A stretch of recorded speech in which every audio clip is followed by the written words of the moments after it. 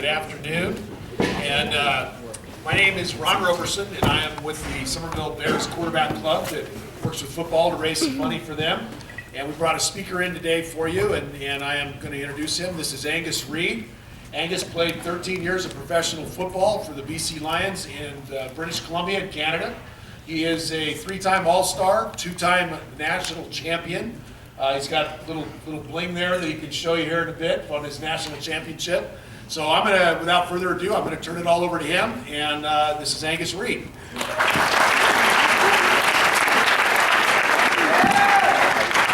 nothing better than being the post-lunch speaker. All the blood's in your stomach right now. We're going to get that moving, get you guys thinking a little bit. It's about you guys, 'cause it's not really about me. It's about what I can do to help you guys get to where you want to get to in life, because I'm one of the lucky ones. I got to live my childhood dream, okay? I got to do what I wanted to do when I was dreaming about it at your age. So I want to share some stories with you, some advice about when I was your age, things that I learned that was able to get me to this place that I can speak about the things I was able to get done.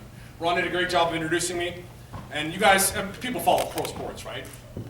Yeah. You know, some people are diehard, some people aren't, but you know pro sports. Playing 13 years of professional football, rare in a sport where the average career is about 2.5 seasons, okay? Unlike a lot of the other sports, pro football are not guaranteed contracts. So I actually worked week to week for 13 years, feeding my family, paying my bills, hoping my body can hold together. And every week, there was someone else that would do it for cheaper, that was younger, that was more what they wanted, and I beat them back and did it again and again. 13 years is rare. Yeah, I won my All-Stars, we won a couple of these championships, pretty much ticked every box that you can do as a professional athlete. So I pretty much fulfilled my dreams, actually beyond my own expectations. What I need to let you know, though, is a little bit more who I am, because it's one thing to have athletes come speak to you and try to challenge you and get you to realize you can do the same thing when they're absolute freaks of nature. It'd be one thing if I came speaking to you today and I was 6'8" and I had a 90-inch wingspan and I could jump, 47 inches in the sky and say, you could do it too, because you know what? You can't. You can't. You can't, okay? I played offensive lineman. I played center. For those that don't know, offensive linemen, they're the biggest athletes in the world. They are the biggest athletes in the entire world. You're talking about people that are 6'5", 6'6", 6'7", 330, 340, 350 pounds that can dunk a basketball and run faster than all you in this room. They're freaks of nature, okay? These are massive people that can do incredible things with their bodies that you and I cannot do. But I did it, and I did it for 13 years. I was one of them, and I am not a freak of nature. Okay, this is very important, because when I speak to you to motivate you, I am just a normal person, and I will prove that right now.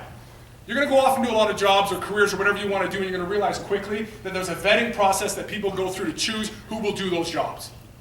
Football is very cruel. They vet you on your body, on what you have, on the hardware that you were given. Offensive linemen, when they vet them at the professional level, and by vetting I mean there's thousands of people that want to do it, so somehow they have to get through those resumes to find out who they're going to look at to see if you're good enough. They judge you on the hardware you've been given. There's 4 characteristics they look for in offensive linemen. 4 pieces of hardware that they cannot do anything about. They have to find it. One is height. They cannot make you taller, so they look for height. Okay? Professional football, to the offensive linemen, they like to see guys 6'4", 6'5", 6'6". After about 6'7", go back and play basketball. You're too tall. Okay? Below 6'3", pretty short now, professional level. I measure in at a towering 5'13". Okay? Blood still in your stomach? 5'13". Okay? I'm not tall enough to be one of the ones that make the first cut. And that's not what they're looking for. Don't make it. Second measurable, second piece of hardware they want. Wingspan. Offensive linemen's jobs are to block you out of the way.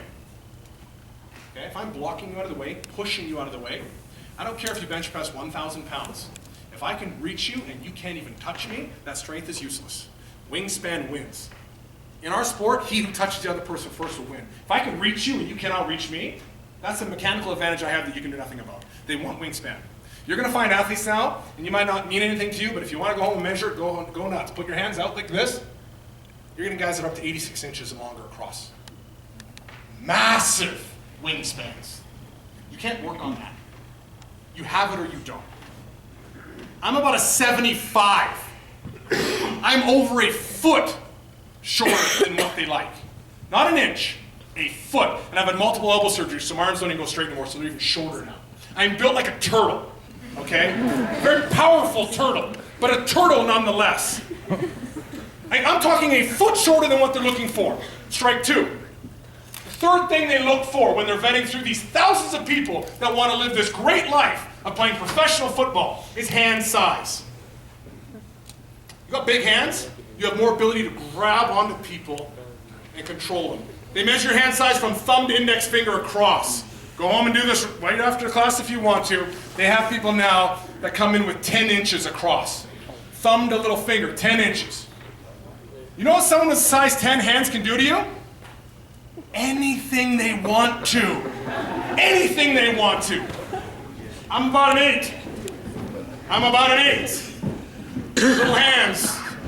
They gotta grab real tight because they're not very big. Strike 3 on the hardware, what they vet people against. Fourth thing they look for that they cannot put towards you and they cannot change, you have to have this.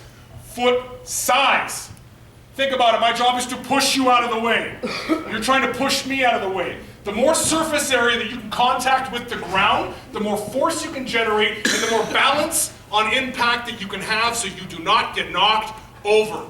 Large feet create more force, create more balance, create more stability. They create more victories in this job. I play with guys that have size 15, 16, 17. I played with a guy that had size 19 feet. I'm Canadian, so I understand this. Maybe you don't. He's wearing snowshoes, basically, with cleats on. You don't knock people like that over. Balance is unbelievable. Below size 14, you got a small foot to be an offensive lineman. I'm an 11 and a half. I was told first day of professional football that my feet had to be 3 times as fast because they're 2 times as small. I had to make up the difference with maximum contact to the ground. Because I didn't have it per steps, I had to make up with more steps. 11 and a half. 4 pieces of hardware that they look for when they're vetting. The rest they can do. They can make you stronger, they can make you faster, they can make you smarter, they can do anything else. Can't do that, they need to find it. Thousands of people want to do what I do. Those are the 4 things they tick for before they look to see who's good enough. I don't even come close. I did it for 13 years, put me in the top 1% of playing professional football. That's why I speak to so many kids. I made it not having what they wanted. I did it by working on the software, because I didn't have the hardware. The beautiful thing about working on your software, you control that. And what I'm going to speak on today on this software, it doesn't cost money, and it doesn't take talent. It takes you working on these things, and they can overcome it, and they can create whatever success you want, and I can stand behind that because I did it. I did it beating these freaks and having to block guys that are 6'7", that had an 88-inch wingspan, that had a 47-inch vertical jump and could bench press 580 pounds, and I blocked them again and again and again without having anything I should have been able to do it with. Because of the software I implemented. That's why I can speak to anyone that's an athlete or not athlete, because this software is available to anybody and is transferable. You're going to hear me speak about this a lot, about transferable skills. Because you can learn them in sports, you can learn them in music, you can learn them in class, and you can take them into any job, career, anything you do in life. You take them into the family you're about to raise and the friendships you're going to have, and it's going to work. Because I'm going to tell you right now, having a 40-inch vertical leap or having a size 10 hand or having a 90-inch wingspan is great for coaching to tick the box to bring you in, but when football is done, that doesn't transfer to anything. Nobody's going to care. So I'm actually happy I didn't have that because I had to work on the software that I could transfer. And I bring it down to 3 things. And I learned them when I was mostly around your age group. I learned them young. Okay? First one. The power of building your vision. I don't speak a lot on goals. I know a lot of people set goals, a lot of people make goals. Goals work for a lot of people. I know a lot of people that make goals after Christmas, all this weight they're going to lose, and they go to the gym, by second week the gym's empty. Because goals can be very easy to forget about, to change, to erase, to ignore, and to just not do. You build a vision, it haunts you. It sticks with you 24 hours a day. You can't hide from it. And I'm talking about a vision that you have so much clarity in that you can touch it, you can taste it, you can feel it, you can smell it, and you can explain in great detail what you want to do. What you want to do with your life, whether it be short-term or long-term, whatever it is. I'm going to ask you right now, show of hands, does anyone have a vision of what they want to do? Does anyone know what they want? Does anyone want to share that with all of us right now? Good. I'm going to tell you right now. Listen, I'm really proud of the 4 hands that stayed up. I'm really, really proud because you know what? Most hands went up when they had it. I'd say 85% of the hands went down when I asked if you wanted to share them. Any idea why most of the hands went down? Might be too afraid to even say what they want to do, let alone go home and do it. Yeah? Maybe they're inappropriate. Maybe people should change their visions. Yeah, that's true. Any other ideas why you didn't want to say it in front of everyone right now? They're doubtful that they could do it themselves. You're doubtful you could actually get it done. Afraid of judgment. Afraid of judgment. Great, great answers, everyone. Any other reasons? You don't like public speaking? You don't like public speaking, so you're just scared to even talk in public, right? Good. What you've seen is there's a common theme. Most people revolves around fear of some part. You're scared. You're scared of people judging you. You're scared of not making it. You're scared of what people are going to think. You're scared of people are going to think it's stupid, it's silly, whatnot. What luck do you have actually going out and doing it then? I mean, you can't even verbalize it. You can't even tell your good friends. Right there is going to hit a lot of probability, so I wonder how much you actually believe in it. And I do this for everyone because I realize it's hard. It's very hard to share your deep down dreams and goals of what you want to do. So I tell you, because you know what? We were all really good at this at one time when we were young. We weren't scared. We weren't scared to be ridiculous things and pretend to be amazing things, and we had great belief that we could do it before we got self-conscious, before we started worrying what other people think. And I'll tell you a little story because I know you guys have all done this. I learned the power of having vision and believing in it when I was probably about 3 years old. And to understand this, you have to know a little bit more about me. I was what you call a large baby. I'm going to give you some homework. Everyone hates homework, but you'll like this homework. Go home, tell your mom or dad tonight that you had a guy come speak to you, that when he was 3 months old, remember this, 3 months old, I was 30 pounds. Oh my. Do the homework. It's going to be fun to see your parents go, 30 pounds. I was in grade 1, 6 years old, I was 100 pounds. Wow. And as your vision, now we're dealing with vision, right? Now you're making a vision in your head. I got you thinking now. When you're thinking about that, think about this. I was 100 pounds, but I was only about this tall. Which means I was about this wide. And as I'm speaking today, the air's not bad here, but my cheeks are going to start getting red. Oh, did they ever really get red? They always have. I'm sure they always will. I've learned to accept it. But as you're building this vision right now, this tall, this wide, with a bright red face, look like a giant tomato. Okay? 3 years old, my first vision, my first dream for what I was going to do. The vision, okay, who I am. Oh, I got 4 older brothers too, so just prepare for this. They make fun of you no matter what anyways, but I'm 3 years old. I know what I'm going to do when I grow up. I'm going to be a fire truck. I'm not going to be a fireman, I'm going to be a fire truck. And when you think about it, it made perfect sense. When you're 3 years old, you look at yourself, you look at other things and what resembles and makes sense to you. Well, big and blocky and bright red. They're big, they're blocky, they're bright red. And I believed in it. And everybody laughed at me. But when you're 3 years old, you don't care. It's what you want to do. For whatever reason, that brought me happiness. I don't know why, but I believed in it. You don't care what people think. You're not interested in judgment. You're interested in what makes you happy as a person. You got to realize, too, it's one thing to say it, it's another thing to actually do it. So I went out and I wasn't. I worked on my siren. I drive my family crazy. Run around the house, take big gulps of water, spray down on things. That's what I'm going to do. You laugh all you want. It's what I am going to do. It's a stupid dream. Almost as stupid as when I was 16 and I wanted to become a professional football player and I'd never played the sport before. It's only crazy if it's not what you really want to do.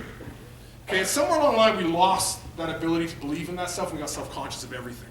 And we started doing what we should do and what's not going to get laughed at and what looks good to everyone else. And somewhere we started burying what we really wanted to do. And if you're not careful, you're going to end up like a lot of my friends that are 40 years old and they go have a drink at the bar and they talk about all the things they wish they would have, could have, should have only. And they never took it out. They were too scared. Too scared to give that vision, dream a try. What I'm going to tell you right now is, go back to when you were little. when you actually believed in that vision, and you had the guts to make that picture clear. Like you worked on it. You saw how it looked, how the clothes that you had, how everything around you envisioned, how it smelled like, what it tasted like. All the texture to it, to the point that it is so vivid that 24 hours a day it's in your head, and I'm going to tell you a little bit about psychology. I don't know a lot, but I know a little bit. That whatever you think about most, your brain looks for answers for, to find that solution. You know, when they say, don't look at that, don't look at that, you have to look at it. You're going to do whatever you tell yourself to do. You build a vision of how it looks. You make it great. You make it mean so much to you. You make it so much happy. You will start looking for solutions to get there. And I'm going to tell you another thing, too. If it's something you really believe in, you're not going to be tired of getting up early in the morning to work on it. You're not going to be tired of staying up late to work on it. You don't need to make a lot of goals. I never made any goals. I had a vision. 24 hours a day consumed me. I looked for solutions to get there every step along the way. Goals just sort of happened. But I just kept meeting people, kept moving forward, and every day that picture got clearer and clearer and clearer. It never left me. You wake up thinking about it, you go to bed thinking about it, and it drives the energy. It gives you unbelievable energy because you believe in it. That is so powerful. Because I'll tell you what, if I did what I was supposed to and what other people told me to do, I would have never made it out of high school football. I don't have anything I wanted. I had to believe in it. I had to create the passion and the image and the belief that this is what I can do. That gave me the energy to do what I had to do, which we'll get to shortly. Because I'm going to tell you, everything after this, if you don't have a vision you believe in, just becomes a ton of hard work. And it sucks and you'll quit. But if you have something that matters to you so much, that gives you so much happiness, it's not work. It's just fulfilling that picture. If you don't, you'll always keep quitting things. If you just make a ton of goals, it becomes a lot of work. And sooner or later you stop making them. Because it's not based on anything that has emotional strength within you. So please, honestly, think about what you want to do. You have time at this age group to kind of try things. Go out, see what gives you happiness. If something really does, build the picture internally. Make it real. Make it real for yourself.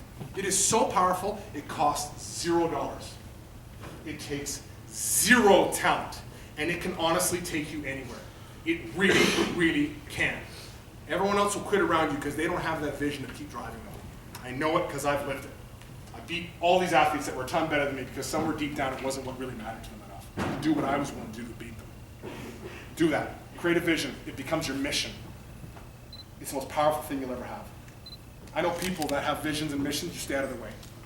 They're going to go because it matters to them. Second thing I learned.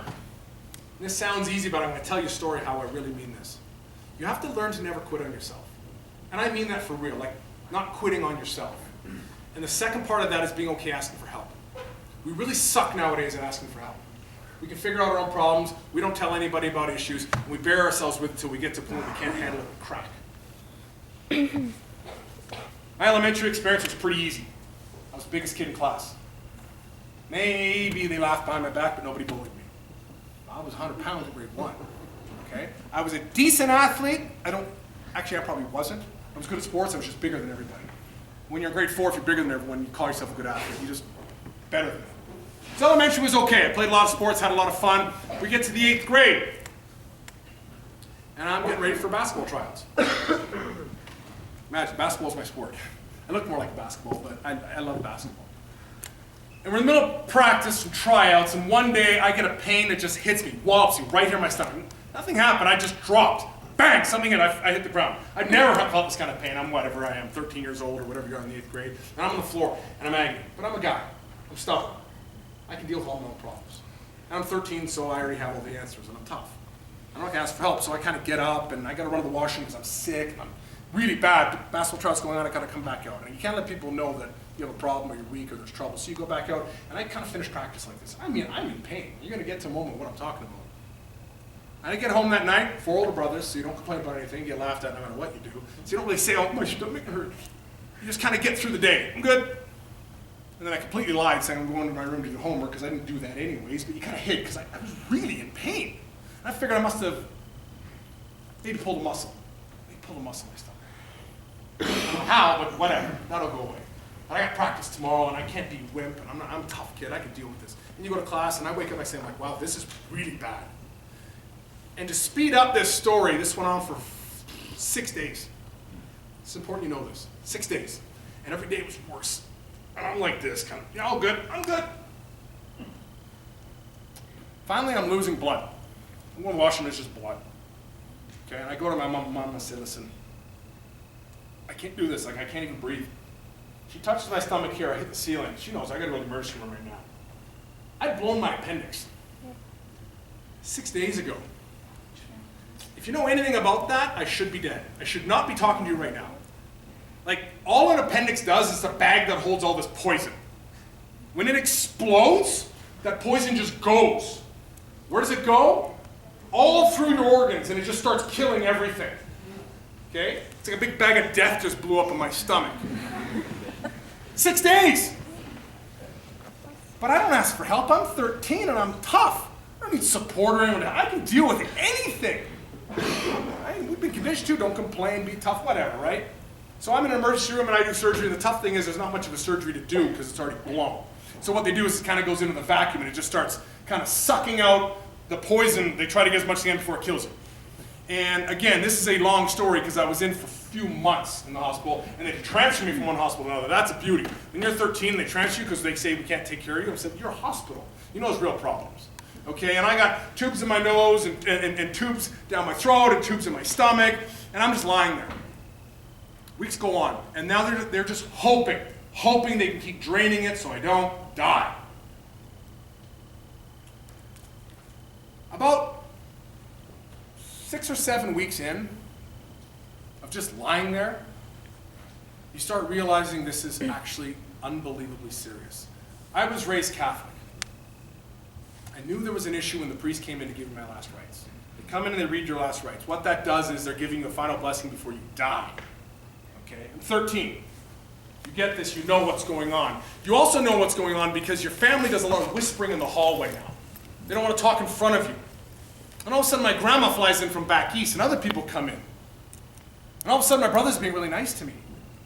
Like all these things are coming together and you know what's happening. Okay? But my family was great because I knew at 13 hospitals were scary enough, let alone after 7 weeks and through the night and you're just lying there in bed. So they made sure someone was always with me. My brothers would come after university and my dad would come after work. And then my mom rearranged her life so she could do the night shift. Because she knew just lying there, knowing you're going to die and not having any hope is a very scary place to be for a 13-year-old, or any age for that matter, in the darkness with tubes coming out of your body. So she'd sit beside me every day. And sometimes we'd talk and sometimes we'd just sit there. Until that one night, I had enough.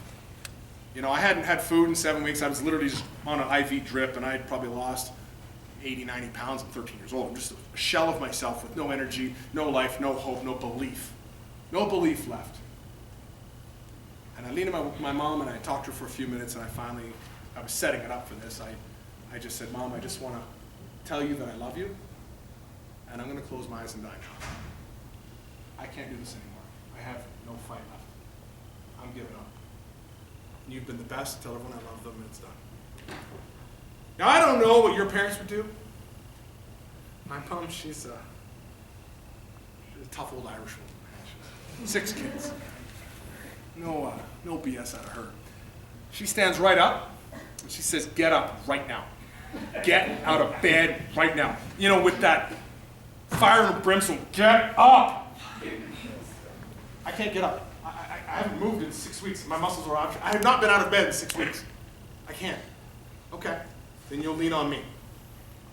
You are not quitting on yourself, and I will pull you through this. So she scooped me up and kind of, you know, I'm just kind of on her like this, and she's got me like this. She goes, we're going to go walking tonight. You lean on me, we'll get through this. You're not quitting. You can lean on me till we get through. What do? You do what your mom says, right? I don't know. What am I supposed to do? You know, I don't have any strength anyways. Yes, Mom, thank you. That's the appropriate response. Yes, Mom. Although mine was just kind of like, I don't know. And you got these tubes, and all of a sudden you move, and I tell you, it's a funny thing in the hospital. When you get out of the bed, you're not supposed to, all these bells and whistles start going off, and yours just come really quickly, right? And my mom looked them dead in the eye and said, just back off. My son and I were going walking today, or tonight, sorry. We're walking tonight. They knew better, okay. And I'm attached to, these tubes are attached to the, you know, where the IV drip is, and on this wheel and all this stuff. And so I'm just leaning on my mom, and she's just pulling this thing, and for the rest of the night, it was just kind of like, she's just dragging me through. I said, Mom, I got to sit down and rest now. No, We'll stop and you can lean on me, but you are not closing your eyes and you are not quitting. We are going to get through this and I will pull you through. Yes, Mom. I don't know. Till the sun broke, we walked, or whatever you call what we were doing, and then I was just getting slowly dragged through the halls. Okay? Sun comes up. I'm not a doctor, I don't have the medical reasons for this. I was home 3 days later. I improved.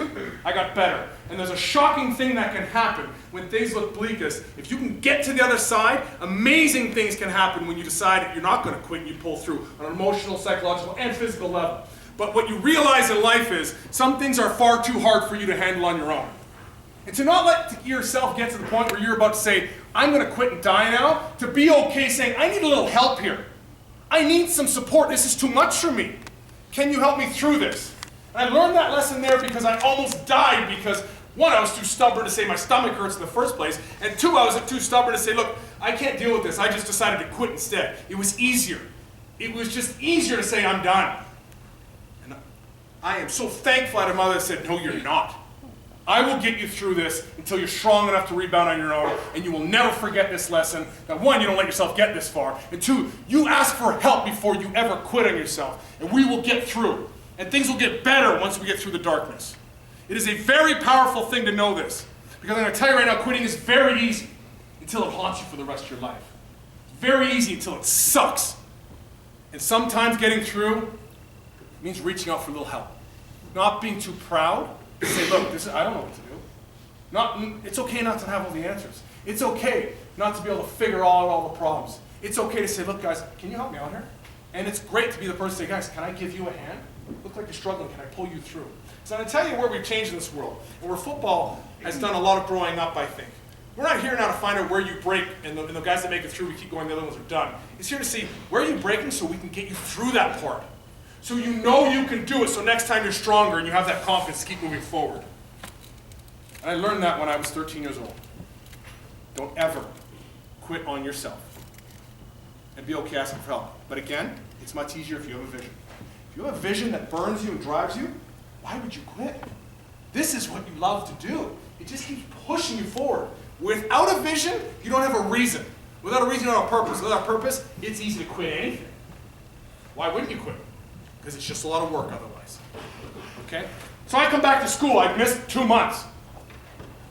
Anyone here ninth grade, first year high school? Yeah? My first year high school sucked. I don't know, sucks. Look, first year high school, right? You go and you kind of pick teams, right? Athletes kind of go over here. Kind of smart kids go over here. Kind of, musically gifted kids go here. Alternative people go here. And you kind of get your group together. And those become the kind of your group you get through school with. Well, while those teams were kind of being formed, I was in a